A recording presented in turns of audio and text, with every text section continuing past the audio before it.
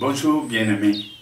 Comme d'habitude, quand Dieu me montre quelque chose, je viens vers vous pour partager avec vous la vision, l'interprétation, le message, la parole. Et comme on a déjà eu beaucoup de thèmes, cette fois-ci, c'est le langage de Dieu. Ce que je veux dire par là, que nous devons entrer dans nous-mêmes pour réfléchir. Dieu nous appelle des fils. Dieu nous considère comme des fils. Nous devons aussi avoir la même considération envers lui, c'est-à-dire Père. Quand on l'appelle Dieu par son titre, on est éloigné de lui. Mais quand on s'approche et qu'on reconnaît et qu'on sait qu'il est réellement notre Père, tout change. Parce que ce que nous disons de Dieu qu'il est, c'est de ça qui dépendra aussi de notre vie, de notre avenir.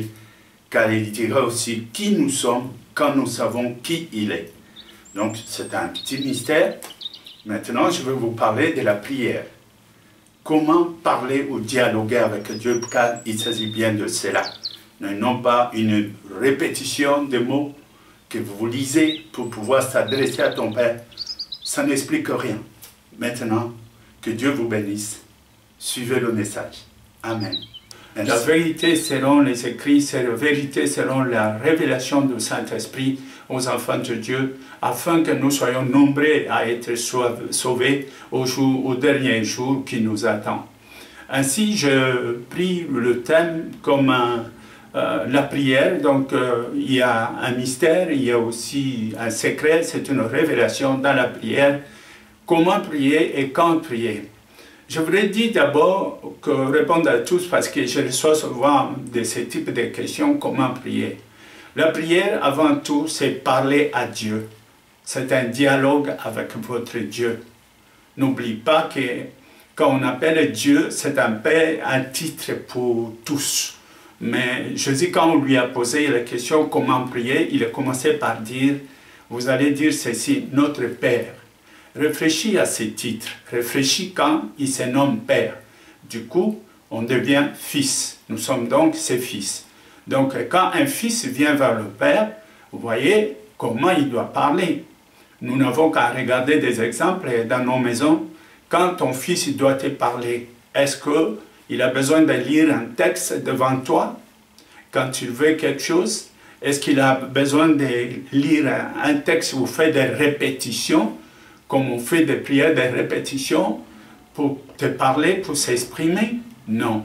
Si un enfant agit comme ça, on va dire que ce n'est pas normal, il est peut-être malade.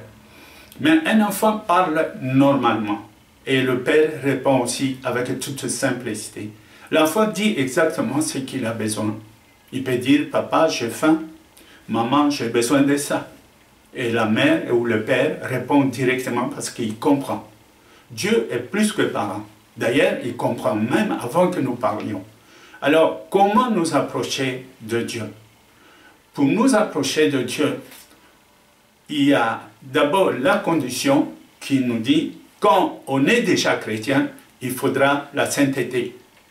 Quand on n'est pas encore chrétien, il y a une seule porte qui nous est ouverte, c'est de chercher la vérité pour comprendre ce Dieu, pour qu'il se révèle à toi. Et quel prophète vous allez travailler avec? Quand je dis prophète, éventuellement, parlant de Jésus, en tant que prophète, bien qu'il est fils de Dieu, il est Dieu. Et il est l'image visible de Dieu invisible. Donc Dieu peut exaucer toutes les prières qui cherchent à nous conduire à la vérité. Comme il a dit, si vous me cherchez vraiment, et si vous me cherchez de tout votre cœur, je vais me laisser trouver. Ceci est pour tous. Sans condition, tout humain qui les cherche. Donc, une fois qu'on rencontre Dieu et qu'on a compris, on a rencontré sa parole et qu'on s'est converti, et que maintenant tu as obtenu la miséricorde et que l'Esprit de Dieu est avec toi, maintenant, cela dépend de ton état. Maintenant, ça veut dire tu dois être branché tout le temps en Jésus-Christ. La Bible définit cela comme dire tous ceux qui sont conduits par le Saint-Esprit sont donc fils de Dieu. Donc, en étant conduits par le Saint-Esprit, vous allez me dire comment?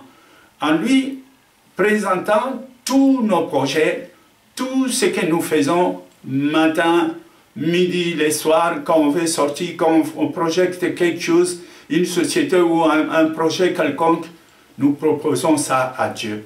L'homme propose, mais Dieu dispose, dit-on. Et c'est à partir de ces moments-là que nous pouvons dire, tu es conduit par le Saint-Esprit. Le Saint-Esprit te conduit dans le Bible pour te montrer ce qui est mauvais et ce qui est bien. Donc comme ça, en marchant, il n'y a pas de crainte, il n'y a pas de doute. Tu vis dans la foi et Dieu exauce tes prières dans le dialogue. C'est la même chose. Pour les gens qui ne connaissent pas Dieu, ce n'est pas une prière quelconque qu'il faut faire. C'est surtout cette volonté de chercher Dieu. Tu dois t'habiter. Où tu cherches Dieu, c'est bon. Où tu cherches la vérité, c'est aussi bon, car Jésus est la vérité. Où tu cherches le chemin pour t'en sortir, c'est aussi bon, parce que Jésus est le chemin. Où tu cherches, où sera ton avenir après la mort. Alors c'est aussi bien, parce que Jésus est bien, je répète, il est la vérité, le chemin, il est la résurrection, il est aussi la vie. Donc tout ce qui se disent, je cherche ça, si tu le cherches de tout ton cœur, même ne sachant pas Dieu, ne le connaissant pas, Dieu va tout faire pour te conduire vers sa parole. Car Dieu agit tout par la parole, tout se fait par la parole, tout a été créé par la parole. Et ceux qui sont sauvés par la parole. En dehors de la parole, ce n'est pas possible. Mais il y a la parole qui donne la vie, il y a des paroles qui donnent la mort. Il y a des paroles qui sont mensongères et il y a des paroles qui sont vérités. Alors là, il faut une intervention que nous puissions faire encore une fois. Attention. Parlant toujours de la prière, donc quand on s'approche de Dieu, imaginez-vous, comme je l'ai dit souvent, ce n'est pas toi qui as voulu ton existence, ce n'est pas toi qui as choisi quoi que ce soit de ce qui te concerne. Tout cela a été prévu et choisi par Dieu. Et s'il y a quelque chose qui ne va pas, ou il y a l'incompréhension, ton devoir, c'est quoi? C'est de revenir vers ton Créateur et de lui dire, je ne comprends pas. Voilà ce que ma vie, je ne comprends pas. Seigneur, je ne comprends pas. Je suis au bout avec mes enfants, avec mon foyer, avec mon travail. Je suis au bout dans ma vie spirituelle. Seigneur, je voulais te connaître. Je veux m'approcher de toi. Beaucoup de gens disent, parlent de toi, mais moi, je veux te connaître. Tu sais, des simples prières comme ça, même si ce sont des murmures, après cela, sois donc attentif. Parce que Dieu va organiser, va préparer une occasion. Peut-être que tu vas voir à la télévision ou le message comme tu vois maintenant. Peut-être aussi qu'il va faire en sorte que tu l'écoutes au travers un message quelconque, ou tu seras invité à l'église, ou tu vas lire ça dans un certain livre comme la Bible. Alors, ce jour-là, quand tu auras vu ça, tu comprendras alors que Dieu est en train de te répondre. Donc, je dis cela pour que nous puissions comprendre, nous puissions saisir cela. Donc, à partir de ce moment-là, tu verras toi-même. Parce que tout ça, c'est aussi l'expérience. D'ailleurs, Dieu a dit, Jésus a dit dans son enseignement aussi, il dit, ne croyez pas par la répétition de mots, car c'est là que vous êtes en train de prier. Non, calme-toi, sois calme. Le Seigneur est partout, il est omniprésent, là où tu es. Là où tu te caches, là où tu dors, même que tu sois où, le Seigneur te voit, t'écoute et il peut te répondre. Mais ce que Dieu veut, un cœur sincère. Il y a des paroles qui sortent quelquefois seulement de la bouche, mais le cœur n'y accompagne pas. Il y a des paroles que nous disons, mais l'âme n'y est pas. C'est pourquoi la Bible dit, la parole est près de toi, dans ton cœur et dans ta bouche. Si tu confesses de ta bouche ce que tu as cru dans ton cœur, croire quoi? Croire qu'il existe bel et bien un Dieu qui nous a créés. Croire qu'il existe bel et bien quelqu'un qui nous a apporté le vrai message, c'est-à-dire entre autres Christ. Parce qu'avec Christ, nous avons des preuves. Nous ne sommes pas en train de parler pour montrer que nous sommes intelligents ou nous avons la connaissance. C'est pourquoi la parole de Christ est très souvent accompagnée de la puissance de Dieu. Elle est accompagnée par des prodiges, ce qui est la preuve que Dieu lui-même met son sceau à l'enseignement que vous recevez. Donc, nous sommes là pour parler de la prière. Donc, pour parler, je conclue, pour prier, ne cherchez pas, mais parle avec toute simplicité. Quelqu'un qui me dit, mais moi je ne sais pas prier. Commencez par lui dire, Père, je ne sais pas prier. Et alors, parlez de ce qui est en toi. Dis-lui que j'ai besoin de ça, j'ai besoin de ça. J'aurais voulu, en tout cas la bonne prière, te connaître, te découvrir, pour que je sois calme, que j'aie la paix, que la joie, sachant qu'il y a quelqu'un avec moi. Donc c'est aussi simple que ça. Toutes ces histoires d'aller étudier, d'aller lire et tout ça, les prières que nous trouvons dans les psaumes par exemple, elles sont bonnes, mais ce sont des prières que nous lisons, n'oublie pas, c'est la pensée de quelqu'un, de David, inspiré par l'Esprit, qui demandait à Dieu. Mais il faut que ce soit ton tour maintenant, être comme David et pour être libre de parler. Donc ne cherchez donc plus, vous pouvez tout de suite prier et commencer cela.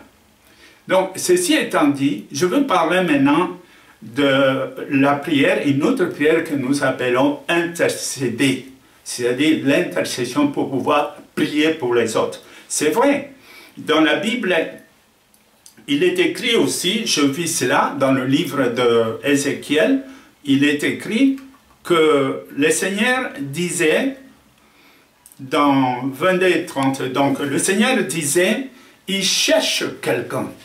Il cherche quelqu'un pour intercéder pour le peuple, pour la nation, pour tout ça, mais il ne trouve personne. C'est un mystère. C'est-à-dire, Dieu, ce qu'il veut dans son principe, c'est quoi? Si nous pouvons regarder la vie de Jésus, ça va nous enseigner beaucoup. Parce que Jésus n'est pas seulement Seigneur, Sauveur, mais il est aussi un modèle. Sa vie est un modèle pour nous, pour les chrétiens. D'ailleurs, le livre de Romains, chapitre 8, 29, il dit clairement que le but, c'est que nous tous soyons semblables. Là, nous soyons semblables à l'image de Christ. Donc, comment Christ a vécu? Dans le livre d'Ésaïe, 53, à partir du verset 12, je vois, c'est pourquoi je lui donnerai sa part avec les grands. Il partagera le butin avec les puissants, parce qu'il s'est livré lui-même à la mort. Il a été mis au nombre des malfaiteurs, parce qu'il a porté les péchés de beaucoup d'hommes et il a intercédé pour les coupables. Voilà les mystères de Christ, sa vie. Le fait que Christ était venu et qu'il est venu intercéder pour nous. Si vous comprenez bien, quand on intercède pour quelqu'un, on devient en quelque sorte son avocat. C'est exactement ça. Son avocat devant Dieu.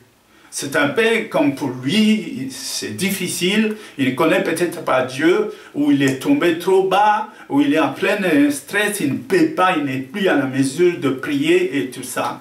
Alors vous venez intercéder pour lui, demander, plaidoyer la miséricorde, la grâce de Dieu. À partir du moment où tu fais ça, c'est un peu comme tu interviens dans ses torts et porter ses mal, ses péchés, tout ce qu'il avait fait de mauvais et que tu viens intercéder pour Dieu. Moïse a intercédé pour le peuple Israël quand ils sont allés adorer le vaudou, même qu'il a dit à Dieu, si vous ne voulez pas pardonner à ce peuple, efface mon nom dans le livre des souvenirs. Et Dieu a dit, non, je n'effacerai pas ton nom, mais l'âme qui pêche, c'est celle qui mourra. Jésus est donc venu intercéder pour nous. On était coupables devant le Dieu. Il y avait le péché qui nous séparait de Dieu, le péché originel, et tous les autres péchés, à cause de cette séparation, tous les péchés sont venus nous habiter, la haine, le mensonge, le crime, l'adultère et toutes ces choses semblables. Mais Jésus est venu intercéder pour nous. Mais en intercédant pour nous, il a pris la conséquence, la sentence de nos péchés, il les a portés. Il est devenu pécheur à notre place. Il est devenu coupable à notre place. Et il est parti à la croix pour expirer. Car celui qui pêche, il paye par le sang. Et lui, il est allé payer par le sang nos péchés. Voilà ce que ça fait. D'autre part, nous sommes sauvés, nous sommes dans la joie, nous sommes aujourd'hui bénis, nous avons une vie de la victoire à cause de Jésus. Mais par contre, Jésus, lui, il a eu la souffrance, il a porté ses péchés, et porter le péché, c'est-à-dire porter aussi la conséquence du péché. Et maintenant, je reviens un peu à ce qui est dit là. Regardez, quand quelqu'un intercède pour quelqu'un, tu deviens donc un avocat à l'exemple de Christ, devant Christ, pour que le Seigneur lui fasse pardon, qu'il se relève et tout ça. Mais au même moment, vous devez comprendre aussi, si cet homme, très souvent, d'ailleurs, ceux qui m'écoutent à ce moment, ceux qui ont déjà expérimenté ça, il arrive très souvent que tu pries pour un malade, lui, il avait la maladie, peut-être grave, et après cela, toi, tu obtiens les symptômes de même maladie après cela. Mais ça ne va pas durer longtemps pour toi, parce que toi, tu es préparé à cela. C'est-à-dire, nous prenons un peu sa malédiction. Et ceux qui sont, par exemple, possédés, très souvent aussi, quand on chasse les démons, après, les démons s'apprennent à ceux qui l'ont chassé. Ils viennent. Mais il ne peut rien. Quand il te trouve sanctifié, purifié, rempli du Saint-Esprit, il ne peut rien. Donc et qu'est-ce qui va se passer? La personne que tu as délivrée est libre, et toi-même, c'est là, la conséquence ne te fait rien. Un jour, excusez-moi, c'est triste, mais j'ai vu un groupe de personnes qui n'étaient pas prévenues. Et ils ont dit qu'ils vont faire la délivrance eux-mêmes. Ils n'avaient aucun esprit, une vie spirituelle en eux. Ils n'avaient rien compris de tout ça. Bon, ils sont allés provoquer le diable en disant au nom de Jésus-Christ, au nom de Jésus-Christ. Après une longue prière de cette façon, le diable s'est manifesté et la personne est tombée. Tout le monde a fui. Mais quand ils ont fui, ils avaient peur. Après, demain, 2 jours par la suite, cette personne-là était morte. Ils sont venus me parler de ça. Voilà un peu la conséquence qui arrive quelquefois quand on connaît mal le diable. Parce qu'on commande quelque chose, il faut être sûr que Dieu vient là. La Bible nous dit quelque part, je crois, dans le livre d'Éphésiens, bien sûr, il nous dit, nous sommes capables de punir la désobéissance quand nous-mêmes nous sommes obéissants. Quand on est obéissant, on peut punir la désobéissance. Mais quand on n'est pas obéissant, tu ne peux pas punir la désobéissance. Or, sur la désobéissance, Satan fait partie de cette liste. Donc maintenant, intercéder. C'est comme Dieu dit, et Dieu, excusez-moi, Dieu veut à ce qu'on intercède. Il veut des personnes qui intercèdent pour les autres. Comme je disais à l'Ézéchiel, je cherche une personne qui s'élève devant la brèche pour que le malheur ne vienne pas et je ne trouve pas. Voilà, c'est Dieu qui veut ça. D'autre part, je vais aussi expliquer tout vite. Le mot chrétien signifie nom semblable à Christ. Chrétien. C'est un nom, mais plus comme un adjectif, plus que nom. Parce qu'il dit comme Christ, chrétien. Donc, d'ailleurs, cette domination a été dite par des païens, ce n'était pas les chrétiens qui se sont dit que nous sommes chrétiens, c'était les païens qui désignaient les nouveaux disciples de Christ comme des chrétiens, les semblables à Christ. Donc, on est semblable à Christ. Nous sommes vainqueurs, mais nous avons le même combat. C'est-à-dire, Christ nous a rachetés, nous avons maintenant l'Esprit de Dieu. Mais quand il faut maintenant prier pour quelqu'un d'autre, il faut être bien à la brèche, il faut être bien avec Dieu. Sinon, tu ne fais rien du tout. Au contraire, tu provoques la maladie, tu provoques autre chose. D'ailleurs, il y a des péchés où il faut intervenir. Et il y a des péchés qu'il ne faut pas intervenir, par exemple. Le péché qu'il ne faut pas intervenir, Dieu nous dit, il y a des péchés qui donnent la mort et il y a des péchés qui ne donnent pas la mort. Il nous dit, je ne vous dis pas de ne pas prier pour ça, mais il y a un péché qui nous donne la mort. Ça veut dire, quand une personne se trouve déjà au niveau d'insulter ou d'offenser le Saint-Esprit, c'est un péché impardonnable, ne te lie pas à lui. Ne fais pas ça. Donc, c'est grave. C'est exactement, j'ai déjà vu quelqu'un, il va intercéder à Dieu pour le diable, pour que Dieu pardonne le diable. Tu sais, oui, ça m'a fait rire. Hein? C'est comme ça que tu pries, tu as intérêt à arrêter ça. Satan a déjà fait sa part, il a été jugé, il a été jeté. Donc c'est son problème. Nous prions, nous intercédons pour là où le Seigneur nous dit, mais je ne veux quand même pas aller intercéder pour le diable. Non, le diable je le chasse. Je n'ai rien à voir avec lui. Donc, il y a des prières où on peut faire. Tu peux intercéder, par exemple, dans la famille, pour quelqu'un, mais à partir du moment où tu intercèdes, peut-être que tu vas aussi gêner. Sache que tout ce qui est en lui viendra s'affronter à toi. Mais à partir de ces moments-là, quand tu vas vaincre tout ça, tu vas voir aussi de son côté que les choses changent. Si tu arrêtes de prier, il va mal dormir. Si tu arrêtes d'intercéder sur tous ceux qui sont des membres de la famille, si tu dis que je n'intercède plus, tu vas voir, ils vont commencer à mal dormir, avoir des couchements et des tas de choses. Mais tu te remets en prière, les choses changent. Donc, souvenez-vous avec Moïse. Avec Moïse, c'était dans Exode 17, à partir de verset 9 et jusqu'à 15, si vous pouvez voir cela. La Bible dit, alors Moïse dit à Josué, choisis-nous des hommes, sors et combat Amalek. Demain, je me tiendrai au sommet de la colline, la verge de Dieu dans la main. Là, il y avait un combat qui opposait le peuple Israël et Amalek, donc il y avait ce combat. Moïse savait que pour ces combats, lui, il doit se tenir à la brèche pour intercéder pour ces combats qui se passent. Il est donc monté sur la colline. Monter sur la colline symbolise, il s'est approché donc de Dieu. Mais en allant prier là-bas, il y a maintenant Josué et le reste qui sont allés au combat. Mais qu'est-ce qui s'est passé? Moïse avait la verge. Le verge était symbolisé par la parole de Dieu et la puissance de Dieu. Dès qu'il levait ça, là, sur la colline, il voyait dans la vallée, le peuple Israël était plus fort. Après, Moïse se fatigue. La main se baisse, l'ennemi était plus fort. Après, il voit ça, il lève la main. Et quand les autres, les Aaron et tous ceux qui étaient avec Moïse, ils ont fait ça, ils sont venus pour soutenir sa main. En soutenant sa main, la victoire a été jusqu'au bout. Et Dieu dit, écris cela. C'est une règle que j'ai établie et ce sera pour l'éternité. Donc, nous comprenons par là, écoute, il y a d'abord le peuple Israël était le peuple de Dieu. Mais pourquoi Dieu n'a pas agi lui-même?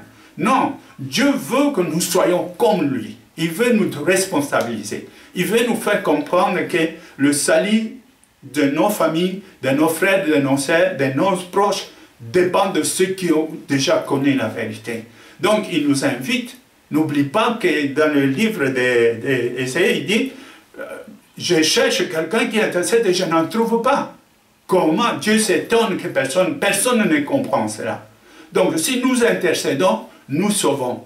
Mais il peut y arriver que c'est un combat dur et on gêne quelquefois. Et même que ceux pour qui tu intercèdes vont même t'attaquer sans savoir que tu es en train de combattre pour eux, exactement comme ça a été avec Christ. Donc, en intercédant, tu assumes cette responsabilité sur leur culpabilité, sur leur maladie, c'est tout ce qu'ils ont fait, tu prends cela, et toi tu intercèdes dans le nom de Jésus-Christ, afin que Dieu ait pitié, miséricorde au travers de ta prière, afin qu'eux, ils aient la vie. Et c'est pourquoi je dois dire ça, et bien, beaucoup de gens ne comprennent pas. Des pasteurs souffrent, des pasteurs prient, gênent toutes les nuits pour vous. Et très souvent, les mêmes personnes qui sont là sont en train de calomnier le pasteur, d'autres le critiquer dans les dire de telles choses. Ce n'est pas à votre avantage. Parce que s'il abandonne, s'il la laisse, et que Dieu vous avait envoyé chez lui, et s'il dit maintenant je n'intercède pas votre sort, vous allez revenir à ce que vous avez vomi. Vous allez revenir en arrière, rien à faire. Mais aussi longtemps que nous allons honorer, nous allons respecter les saisons de Dieu là, croyez-moi, vous ne perdez rien. Vous ne perdez rien, bien au contraire, il sera là et il sera aussi comme le garant de votre vie, le garant de tout ça, pas au nom de Jésus-Christ bien sûr, et Jésus agira au travers de lui. C'est pourquoi Jésus nous envoie, il a dit, allez partout dans le monde, prêchez la bonne nouvelle, prêchez, et allez, et les miracles et les prodiges vont vous accompagner. Donc, si tu arrives quelque part et les gens te reçoivent au nom de Jésus-Christ, tes prières vont agir sur eux. Mais si tu arrives quelque part et les gens te rejettent, et rejettent en tant que serviteur, dit pas ici, Dieu a dit, il a dit, là où on te reçoit, on me reçoit. Et là où on me rejette, on vous rejette, c'est là aussi je suis rejeté. Donc, cela va de pair. Je suis donc conscient, en tant que serviteur de Dieu, je sais et je connais ces choses. C'est pourquoi quand quelqu'un me dit, prie pour moi, je ne me presse pas pour prier. Non, tu dois me dire pourquoi. Qu'est-ce qu'il y a au juste? À quoi? Qu'est-ce que je vais dire à Dieu? Tu me choisis comme ton avocat. Explique-moi ton problème. Après, je vais savoir comment prier. C'est ça au juste. Parce qu'il y a une femme, je vais vous dire une chose étrange. Un jour, ça se passait en Afrique, au fait, j'étais au bord du fleuve et j'ai vu une femme venir me trouver. Est-ce que tu ne peux pas prier pour moi? Moi, je dis, je veux bien, mais pourquoi? Elle me dit, non, prie seulement, j'ai besoin d'une prière. Moi, je dis, c'est pas possible. Si tu me demandes une prière, il doit y avoir une raison. Tu me demandes d'aller trouver Dieu pour lui parler de ta part. Et qu'est-ce que je vais dire à Dieu? Il dit non, il n'y a rien. Moi, je dis, bon, est-ce que je peux t'aider? Et il me dit, oui. Bon, je fais une prière. Au moment où je fais une prière, bien aimé, je vois quelque chose d'étrange. Je vis un bébé qui était de teint blanc, un bébé, qu'on a jeté ce bébé dans un palmier, là où il y a les épines. On l'a jeté là. Ah, tu sais que c'était étrange, hein, qu'on voit une chose comme ça. Et la femme était là devant moi, elle était derrière à genoux. Moi, je dis non, non, non, lève-toi. Elle s'est levée. Après, je dis, bon, c'est étrange des choses que je vois. Je vois un petit bébé qu'on a jeté dans un palmier jeune et dans les épines de palmier. Toi, tu dois savoir ça. C'est quoi ça? Elle est restée calme et dit, pasteur, c'est vrai. Moi, je dis, c'est quoi ça vrai? Elle dit, j'ai eu un enfant avec un Libanais et je ne voulais pas tomber enceinte de cet homme parce que j'ai un mari et quand j'ai vu l'enfant était blanc, donc j'ai jeté cet enfant, je l'ai tué. Ah, où est-ce que tu vas maintenant? Il dit, je vais chez mon mari. Tu vas là-bas et tu me demandes de prier. Tu me demandes de prier sur ça. Je dis non, ça je ne peux pas prier. Tu vas aller là-bas où tu as tué cet enfant, tu vas aller trouver la police, tu vas aller dire à la police ce que tu as fait, tu vas d'abord purger ce qui concerne les lois humaines, ensuite tu vas confesser devant Dieu comme tu le fais maintenant et Dieu te pardonnera. Et je lui ai dit ça. J'ai dit bon, merci madame, je vous laisse. Tu vois, je pouvais aussi me mettre à prier. Et qu'est-ce que ça l'aide? Il y a une autre femme, un jour je sortais de l'église, elle est venue dire, voilà, est-ce que vous ne voulez pas venir chez moi pour prier? On était à 3-4, je crois. Puis, on a dit oui. Mais en allant vers chez elle plutôt, elle était juste à côté de l'église. Et une personne m'a contacté dehors. Donc, je suis resté au moins 1 minute dehors pour parler avec cette personne, je ne sais plus quoi. Après, je viens, je trouve la femme à genoux, déjà avec les copains, les collègues qui étaient déjà sur le point de prier. Alors, je dis, mais attends. Qu'est-ce que vous faites? Elle dit, on prie. Mais on va prier pourquoi? Je demande à la femme, remets-toi un peu debout. Pourquoi est-ce qu'on va prier? Qu'est-ce que tu veux? Qu'est-ce que tu demandes à Dieu? Elle me dit, rien. Ils ont toujours des questions, des réponses comme ça. Elle, rien. Je fais seulement une prière. Je dis, oh, c'est un peu bizarre. Mais il doit y avoir une raison. Regarde beaucoup de gens qui sont là, personne ne demande la prière. Si toi tu demandes la prière, il y a une raison. Alors je lui ai dit, bon, si tu ne trouves rien à dire, est-ce que tu peux me permettre de t'aider à trouver un peu de raison et tout ça? Et il me dit oui. Alors je l'ai regardé, à ce moment même, je fais une courte prière et le Seigneur me montre que cette femme avait peur. Je lui ai dit, madame, il se fait que tu as peur. Et quand on a peur, il n'y a pas d'amour. Donc tu dis que tu aimes Dieu, parce qu'elle venait de me dire, plutôt j'ai oublié, qu'elle est intercesseuse dans l'église depuis 5 ans. Et j'ai dit, mais tu n'as pas l'amour de Dieu. Je vois que tu n'as pas l'amour de Dieu, tu as peur, car si tu aimais Dieu, l'amour de Dieu bannit la crainte. Or, ce n'est pas ton cas. Donc, il y a quelque chose qui ne va pas. Et on est resté calme. Vous voyez, dire à une personne comme ça paraît un peu bizarre. Mais après, la femme a dit, pasteur, tu es la première personne plutôt de me dire comme ça, et ce que tu dis est vrai. je n'ai vraiment eu l'amour de Dieu pour de vrai. Et alors je passe au deuxième test. Le deuxième test consistait à ce qu'elle essaye de répéter devant moi pour dire Jésus-Christ est le Seigneur. Vous savez, c'est écrit dans le livre de 1 Corinthiens chapitre 12, versets 1 et 2. Personne n'ayant pas l'Esprit de Dieu ne peut ouvrir sa bouche pour dire Jésus est Seigneur ou Jésus est Sauveur ou dire cette confession que nous faisons. Alors je lui ai dit, maintenant fixe-moi, répète que Jésus est Seigneur et Sauveur. Quand cette femme a osé essayer seulement d'ouvrir sa bouche pour parler, elle a fait un bond de mon côté, je l'ai un peu esquivé, elle est tombée par terre et les esprits ont commencé à se manifester.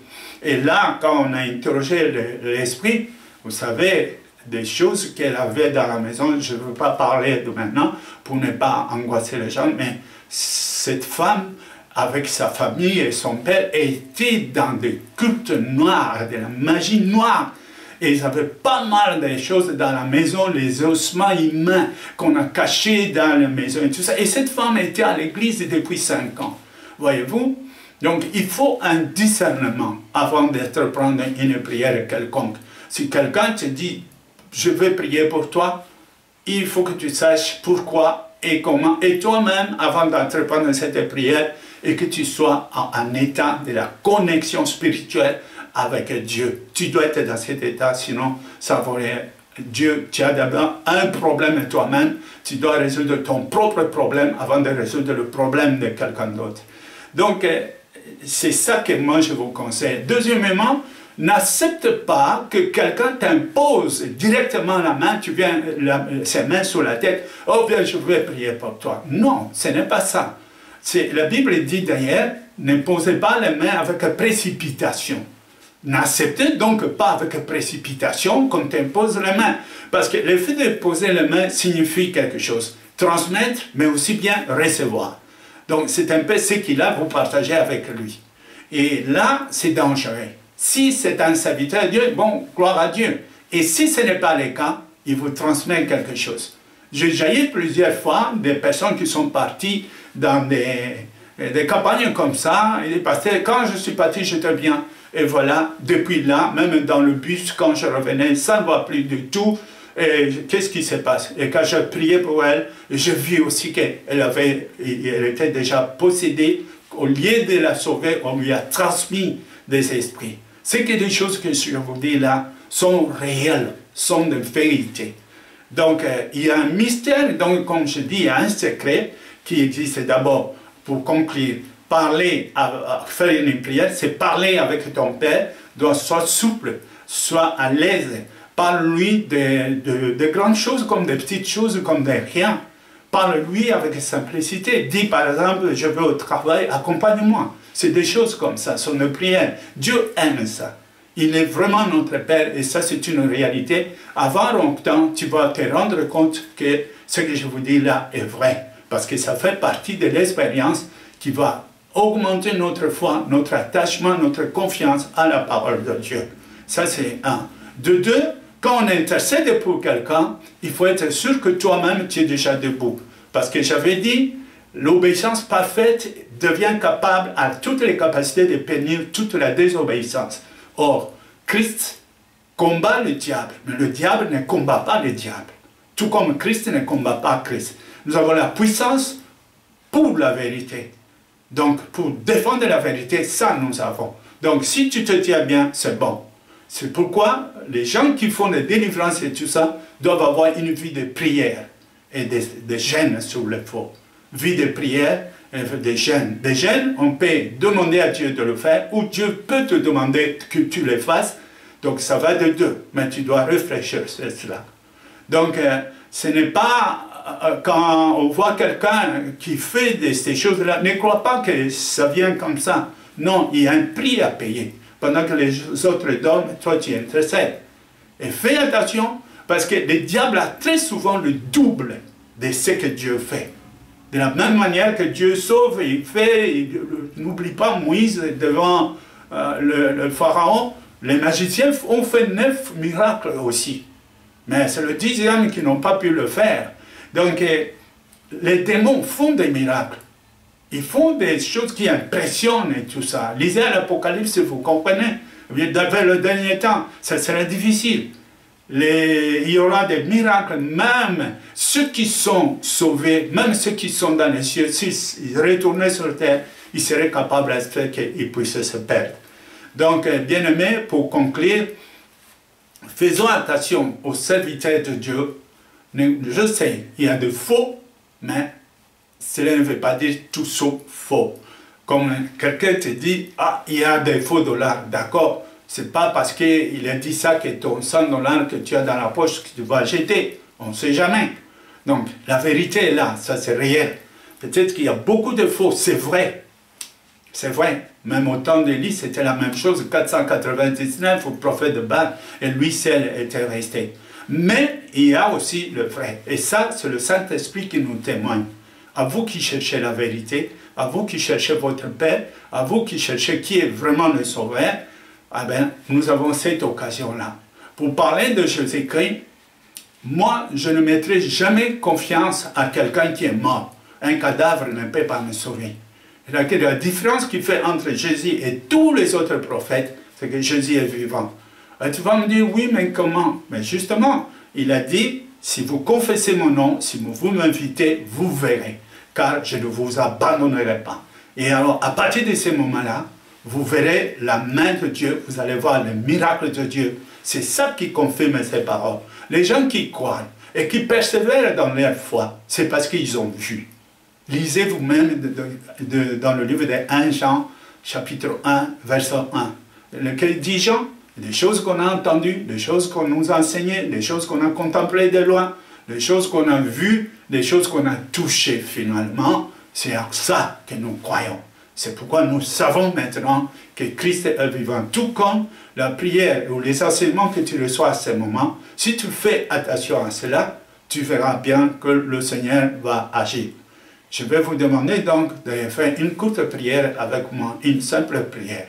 Je te demande de répéter seulement cela. Si tu es chez toi, femme de la maison, tu es seul, répète ça.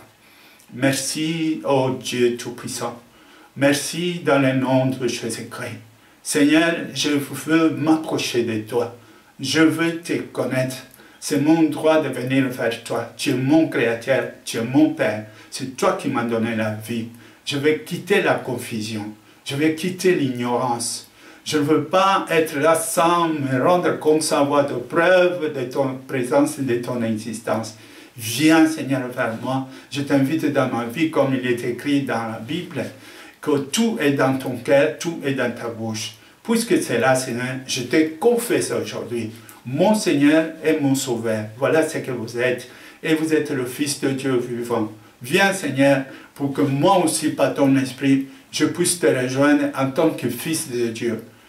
Car il est écrit, tous ceux qui sont conduits par l'Esprit de Dieu sont donc Fils de Dieu. Je veux être ce Fils. Je veux être ton frère. Je veux être cohéritier ensemble avec toi. Alors pardonne mes péchés. Pardonne mon ignorance. À ton nom, Seigneur, si j'ai prié, quand tu auras fait, je témoignerai de toi et je dirai à tous qui tu es. Je leur dirai comment tu as changé ma vie. Merci, Seigneur, pour que ce que tu fais, ce que tu avais fait déjà avant et ce que tu feras dans l'avenir. Et que toute gloire te revienne. Dans le seul nom de Jésus, je viens de prier ainsi. Amen. Dites Amen. Que le Seigneur vous bénisse tous. Alors, à la prochaine. Amen. Bye.